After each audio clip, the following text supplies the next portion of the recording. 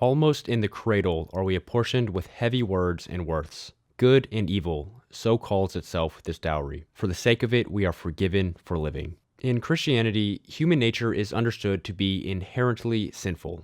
Jesus came to save us from our sins, and faith in his resurrection and adherence to the moral framework that Jesus taught is how we can be redeemed, or in Nietzsche's words, forgiven for living. In this Christian framework, Nietzsche points out that life begins with a negative verdict. To be human is already to be fallen, already guilty, already in need of redemption, and the individual learns to carry himself as someone who is always being evaluated, not only in his or her actions, but also in his or her thoughts, as Jesus taught in Matthew chapter 5. When one feels constantly judged in terms of good and evil, existence can feel rigid and serious because every thought or action takes on moral consequence, which Nietzsche says produces a spirit of gravity. He writes, "Where I also found again my old devil and archenemy, the spirit of gravity and all that it created, constraint, law, necessity and consequence, and purpose and will, and good and evil." To counteract this spirit of gravity,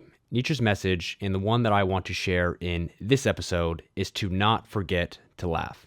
Laughter makes us feel light and is the best way to shake off over-seriousness and rigidity. He writes, "And when I saw my devil, I found him serious, thorough, profound, solemn. He was the spirit of gravity.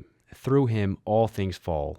Not by wrath, but by laughter do we slay. Come, let us slay the spirit of gravity." In my opinion, Nietzsche's message to laugh is not inconsistent with the gospel. Because first, Jesus said that his burden is light, and second, the message of the gospel is that we have been freed from death. If we consider that to be true, nothing produces more joy and laughter. And while Nietzsche's criticism of the spirit of gravity was aimed at the church, I think it applies to the lives of non-Christians as well. If you're seeking how to best live your life and how to make the most of your time here on earth, seeking laughter is a good place to start. Nietzsche writes, "And lost be the day to us in which a measure has not been danced. And false be every truth which has not had laughter along with it." Genuine laughter is perhaps the purest expression of joy, and is something that should be sought after in our lives. And that brings me to the takeaway for this episode, which is to not forget to laugh. Thanks so much for watching. If you're interested in learning more about philosophy and how the ideas from it can be applied to help us in modern life, then subscribe to follow along, and I hope to see you in the next episode.